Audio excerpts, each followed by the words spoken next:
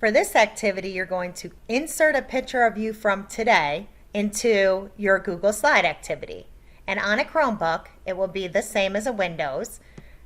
Up at the top, there is a File, Edit, View, Insert. You click on Insert, click on Image, then scroll down to Camera, click on Camera, and when it comes up, take a picture, click on the picture you want, and insert. All right, so now I brought my picture down. It was up at the top.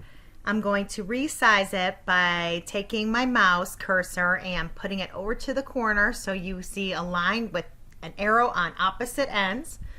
You grab it and you pull it down to resize it to keep the scale. Just gonna fix it a little bit. All right, and so if you wanted to crop it, you could double click on it and it's gonna bring up this black box around your picture. I'm just gonna crop it a little bit to make it a little neater. You know, you do it how you wanna do it, and I'm gonna do it how I wanna do it. If I can grab the right key. All right, so there, and I'm gonna bring it in here. Sometimes when you do that, you're grabbing the blue box and not the crop box, but that's okay. All right, remember you can always go back and do undo.